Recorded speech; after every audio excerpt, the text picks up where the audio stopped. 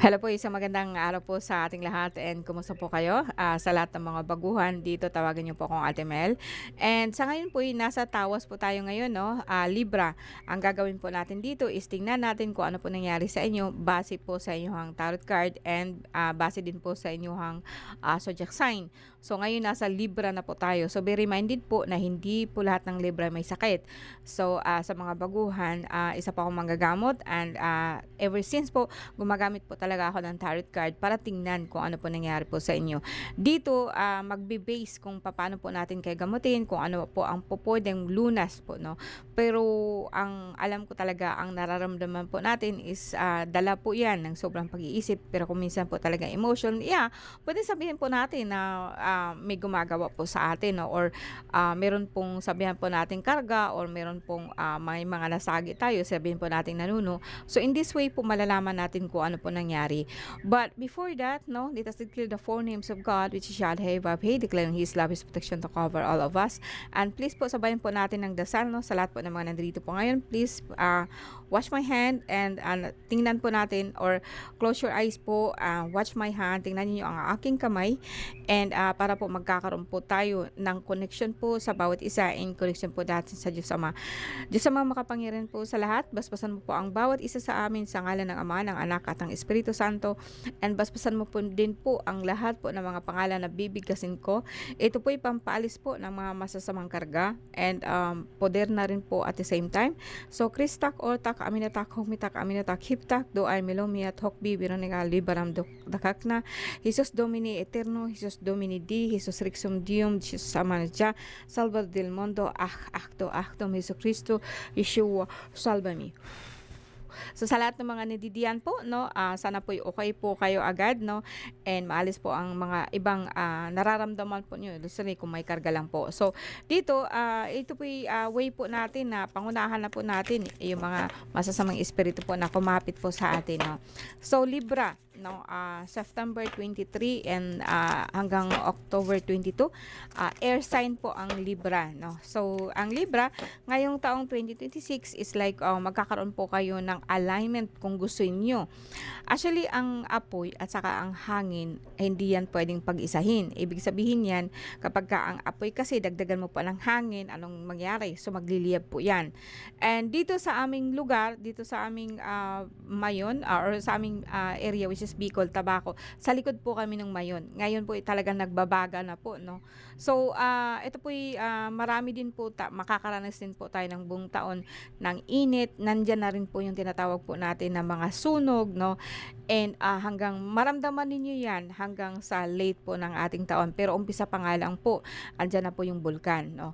So ang Libra at saka ang tinatawag po nating the horse sign which is fire sign, kapag isahin mo yan, anong mangyari? Ang lupa which is earth which is horse and apoy kapag pag-isahin.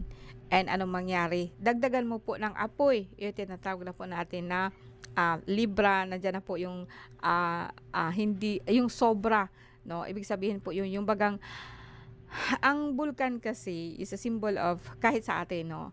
Kumbaga sa akin, pag kinikimkim mo kasi yung nasa isip mo, kapag nasaktan ka, kinikimkim kung lalo po siyang magliliyab, no. Lalo po siyang so kung galit ang isang Libra, Gemini, Aquarius, so pwede pong please po sit down and tingnan po ninyo kung anong problema para hindi po siya lalala, no. That's the message po or dagdag kaalaman po sa atin sa taong ito sa lahat po ng mga air sign, no. Okay, let's begin. Libra, September 23 hanggang October 22. So magbigay po ako ng tatlong series po ng spread which is including 9 cards, no. So Libra, September 23 hanggang October 22. Okay. Mahal na ina, basbasan mo po ang aking kamay, basbasan mo po ang aking kaisipan. Nawa po makapagbigay po ako ng magandang gabay para po sa lahat po ng aking manonood or sa sino man pong makatagpo ng bidyong ito.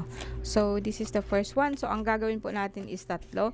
Alamin natin kung ano po nangyari at the present, and tingnan natin in the past, and then tingnan po natin kung ano yung posible na mangyayari in the future kapag baguhin po natin ang ating pamamaraan or ating sitwasyon sa ngayon, no. So okay,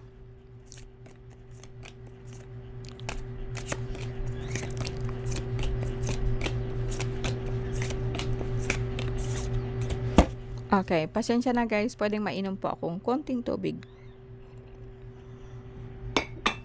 Okay, so kung makikita po ninyo ito, I have 3 spread, which is including 9 tarot card, tarot deck. Yeah, no, tarot cards. Yes, yes, mga cards po, no.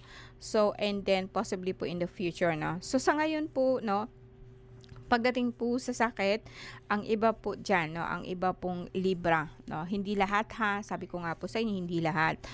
No, maaaring ang iba sa inyo is nakaranas ho ng pamamanas or sabihin po natin na water retention po sa ating katawan, and may tama ho kasi ang kidney niyo. Pangalawa po, bakit tinamaan po ang kidney ninyo? Dahil po ito sa dahil po sa sobrang kolesterol and mataas na creatinine. So may tama ho ang kidney ninyo. Dala ito po ng mataas na kolesterol and mataas po na dugo na pinapabayaan po ninyo. So makakaramdam po kayo ng etong lower back po ninyo, manhid kung ikaw po lalaki. So itong lower back mo talaga is masakit, manhid po siya. And hanggang sa kung minsan yung iba nagkakaroon na ho kayo ng water retention po, no. Yang signal po yan is sunod-sunod na po kasi yung namin, yung MDDRC, yung yung MDRRC, yeah. So, nagbubuga na po ang aming apoy, no. Pero don't worry guys, no. Safe po tayo. Ang likod, nasa likod talaga kami ng Bulkang Mayon, which is kung titingnan po niyo ang Legazpi at saka ang is sa harap po 'yun.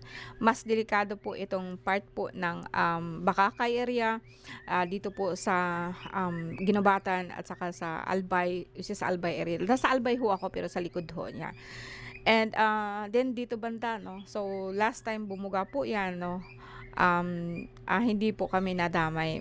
Salamat po sa Diyos. Pero sana po, no, pakalmahin po niya itong natin, no. Ito yung sinasabi ko na talaga pong apoy po ang aabutin natin or mga masasamang mga masasamang panahon po, bukod sa baha, tubig, pero more on makikita ko talaga ngayon is more on sa apoy, which is nandiyan na po yung lindol and mayon nga ho, no, yung pagbuga po ng bulkan, no. And yeah, balik tayo dito sa card po natin. So eto, makikita ko dito po na pamamanhid po ng ating lower back, mataas po na creatinine, mataas po na cholesterol, mataas po na kung ang iba sa inyo po is talaga pong eto na, nagkaroon na kayo ng water retention sa katawan, pwede ho kayong tumawag sa akin kasi ito'y talagang kailangan po ng gamutan, no. Bakit, no? Well, tingnan natin, alamin natin kung ano po nangyari sa inyo in the past, no. Well, actually in the past, na ho kayo, nagkaroon na kayo ng problema, nagpapagamot na po kayo, marami na kayong ginastos, no, sa either way sa doktor o sa manggagamot, no, pero hindi po talaga nakuha ang problema nyo. And palati po kayo nagkakasakit in the past, lalo na po yung pagdating po natin dito, no. Andyan na rin po yung stress po kayo, no. May nagalit kasi guys sa inyo, no. May nagalit ho sa inyo. Sobrang inggit po niya, and ang nakikita ko dito, awayan po ito ng lupa or boundaries po ng lupa, no. And ito'y kaya po ang lupa po natin is representative po ng ang lupa, no. I mean to say, ang ating katawan is symbolize po ng lupa. So makikita ko ang problema kapag nagkaroon ka ng problema sa tubig sa katawan is usually talaga lupa. Pero dito may nakita talaga ako dito guys. So babae po siya, no. Okay, ito ang sentro ng card mo sa ngayon. So, that is water retention. Sino po may gawa? So, ito is something na ayaw magpakilala, or ito po, siya po yung, kumbaga sa akin, ayaw magpakilala, ginagawa po niya ang lahat. Pero, kumbaga, ang kaaway mo, hindi siya nagpapakita sa'yo, or hindi siya nagsasabi sa'yo kung anong problema niyo talaga. No, basta na lang po na ginawa po, no? Inilagay po ikaw sa tubig, kaya po nag-bloated ka. Yung parang pakiramdam mo po is malamig, yung parang pawis mo is malamig, nagpapawis ka ng sobrang lamig, no. And dahil nga po dun, pag ang isang nilalang, ang isang something like say your kaluluwa is like na nalugom siya sa tubig or nakababad siya sa tubig, syempre hindi ka po dyan hindi ka po dyan magkakaroon ka ng problema sa pagdumi. And ang ating dito kasi po nakainom ka po ng mga masasamang tubig, no, pinapainom ho kayo. Well, eto, makakita ko talaga is like something like kulam, no? Kulam po ito, no? na tinamaan ho kayo ng kulam. And, dito, in the past kasi 'no, may nainggit talaga sa inyo guys, inggit lang 'to.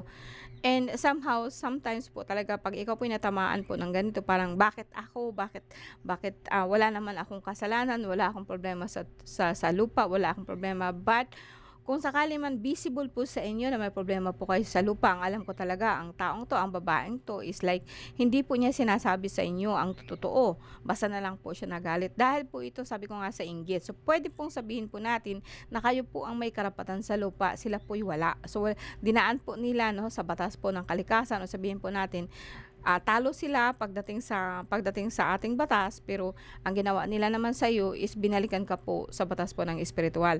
Pero just in case nga 'no, kaya nga po in the past kasi ito nakita ko 'no, nagpagamot na kayo, hindi ho kayo gumagaling and may nagalit sa inyo, sabi ko kako is like benign po kayo 'no. Eto ritwal po 'yan 'no, parang may nakatusok sa inyo dito, pak! Sampak dito, so hindi ka talaga makakagalaw, so masakit po yung dito mo 'no, masakit po 'yan. Yung mga frozen shoulders po actually is like ang sasabihin ko nga po sa inyo guys 'no, ang lahat po kasi nangyayari, either way kayo po ang gumawa or ginawaan po kayo, wala ho tayong sakit. Ang katawan po natin is normal po 'yan. Meron po tayong, yung bagang ang paggawa po sa ating katawan is perfect, pero pagka ginawaan po din nila like ma-hijack po ang ating buong pagkatao 'no. And alam kong hindi lahat po naniniwala diyan 'no, pero marami na ho ang nalagas dahil nga po dito 'no. So sa ngayon and then in the future tingnan po natin 'no, hindi hindi kayo 'wag kayong mag-alala guys 'no, alam ko makaka-recover kayo either way pupunta kayo sa akin o hindi, makinig lang po kayo and sana nga po is talaga pong tuluyan po or say something na na may nangyari ho sa inyo. Ang gagawin po talaga sa inyo is ritual pero just in case na hindi 'no, magpaaraw po kayo lagi. Yung bagang humarap po kayo talaga sa araw para maibsan po ang ginagawa nila. Ito po ang pinakamagandang paraan po kung sakasakali pong hindi kayo makapunta po sa manggagamot. Huwag po kayong mag-inom ng mag-inom or magpapadoktor ng magpadoktor kasi lalo kayong lalala nito 'no. So, then sumunod dito, nandito na po yung tinatawag po natin na, ah magkakaroon dahil po dun sa pagkababad po ng tubig, or sabihin po natin meron kang tubig sa katawan which is water retention and, lastly yung ditong sinabi ko na manhid na yung dito mo sa likod mo, aakyat po 'yan 'no. Then magkakaroon ka ng problema po sa lungs 'no. So, ngayon kasi parang bloated pa yung pakiramdam mo, minsan nakakaihi ka. Pero guys, okay pa yung heart niyo, okay yung heart niyo, okay po yung tinatawag po natin na lakas ninyo ba. Kahit sabihin po natin na sometimes parang namamanas ka, pero nakaka-recover ka po. Ang gusto ko lang pong malaman mo just in case Libra kung eto po nararamdaman mo 'no, ano ka kaagad po ng ano ba 'no, try mo kaagad po talaga na makakuha ka po ng panangga or kung hindi man po 'no, mag-ano ka ho, try po na herbal ang gamitin mo instead of, mga synthetic para hindi po matatamaan ang kidney niyo. Kasi yung iba talaga sa ngayon natatamaan na ho dahil ho sa pagpapagamot niyo nakaraan 'no, and either way sa doktor, lalo na po sa doktor. Sabi ko nga ito, hindi ito doktoran, may gumawa ho sa inyo. Ngayon, sabihin po natin na sa bahay ninyo mismo, eh, nandiyan na 'yan ano, nandiyan na 'tong 'di ba kapag nagkakasakit ka may mga bata pa na nagpapasaway 'no. Kung lalaki ka 'no, maaari po na may mga anak ka 'no, may mga anak ka sa iba 'no, puwede pong hindi mo alam na anak mo tapos napabayaan mo gano'n 'no. And, sila po mismo ang gumaganti sa'yo kasi makikita ko dito bata pa, eh. Now dito naman po sa atin kasi makikita ko dito guys 'no na dahil po sa pangyayaring ito magkakaroon ka po ng tampo or magkaroon ng problema do'n sa mismong pamamahay mo, mismong pamilya niyo. And, sabihin ko nga sa inyo, ang gumagawa sa inyo malapit lang sa inyo 'no, but hindi siya kapamilya. Ang mangyayari niyan dahil po sa sakit niyo magkakaroon kayo ng sama ng loob sa pamilya niyo 'no. Ito po nangyari natin sa in the future. Now Libra, anong gagawin po natin, anong gagawin po ninyo? Kung sakaling makakita kayo diyan, magandang panangga po ang tinatawag po natin na, Kung wala talaga, so bawang at saka asin, pag-isahin po ninyo 'yan, pagkatapos nga balutin yung pula, itali po sa katawan para hindi po kayo magrabe, 'no. Pangalawa po is like panyawan, kung sa Bisaya ka, panyawan ka or sa Bicol yung tinatawag po nating esensyang, makabuhay. So, sa Tagalog makabuhay, esensyang buhay po dito sa Bicol. Yung ano ba, yung may tinik po siya. Yung may tinik po na lagi kong meron pa akong video diyan pinakita ko sa inyo, yung tinatawag nating natural na panangga or panyawan 'no. Ibalot po ito sa pulang tila tapos itali po sa katawan niyo and para po habang nagpapagaling kayo o nag-aano kayo, yung bagang hindi kayo magagrabe 'no. And pagdating po sa itong water retention 'no, makinig po kayo sa akin. Puwede po ang sambong, may tableta po diyan kung hindi kayo makakuha ng sambong. Ang sambong po is yung tinatawag po natin na mayroon tayong sambong tablet 500 milligram, makakabili po kayo niyan. But then, 'wag ho kayong kumain po anything po na malana or ginawa ba or dinaan po sa mantika 'no, dinaan po sa mamantikain, dinaan po sa tinatawag po natin na, dinaan po sa, mantika or prito 'no, bawas kayo diyan. Huwag kayong kumain ng manok, huwag kayong kumain ng baka. Puwede po ang karneng baboy kung wala na po kayo, pero at least po sabaw po. More on kuhaan kayo ng sabaw kasi dito kasi nasobrahan kayo ng protina. So, but sabihin ko sa inyo guys wala kayong tama dito sa liver. So, ang liver mo okay lang, ang may tama mo talaga is yung creatinine. So, kung makakakuha ka din po ng bangkal or makakuha kayo ng bangkal, mas maganda. Kung hindi po, meron po ako dito.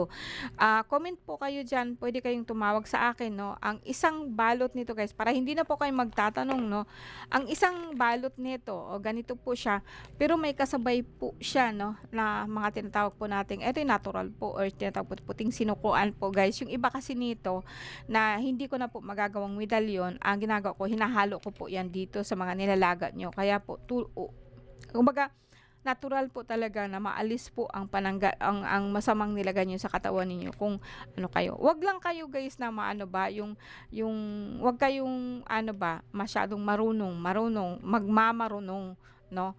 Kasi ang gamot ko mapait pero kung talagang susunod kayo po, magiging okay kayo. Maghanap kayo ng bangkal kung hindi kayo kukuha sa akin, maghanap po kayo. Bangkal, puwede po 'yun, ang tinatawag nating bangkal, puwede 'yun ang mambog sa Tagalog, sa Bicol puwede 'yun. Yung tinatawag po natin na mambog, nandiyan na rin po yung mga sampalok-sampalukan, puwede po yun. Pero kung sakasakali alamin ninyo kung papaano po siya gagamitin. Ang sa akin kasi guys nakabalot na, actually this is 150 and good for 3 days siya and palitan po siya ulit. So, yung iba naman alamin ninyo kung papaano po siya gagamitin 'no, kasi kahit herbal po meron po 'yan siyang dosage at saka dapat po consistent po ang pag-inom ninyo. Hindi yung iinom kayo ngayon tapos bukas hindi.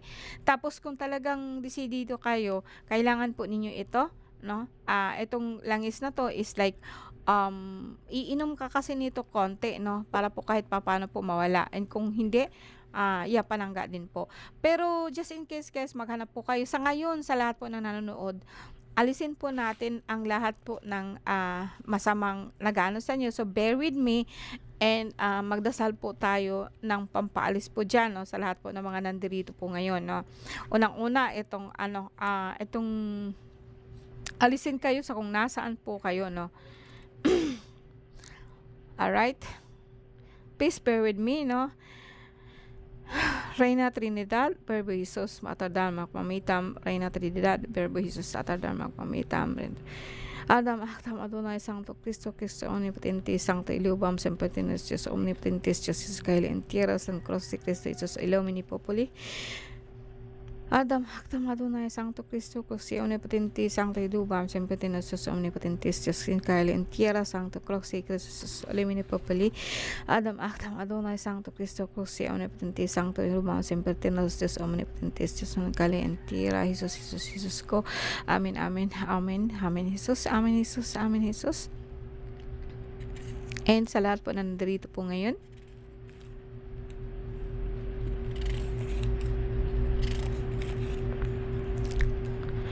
Badiritro Satanas, Jesus Igusum, Mormolom, Mormoton, Moshatom, of Madak, Abonatak, Imatanatak, Mormolom, Mormotom, Marshatom, of Madak, Abonatak, Imatanatak.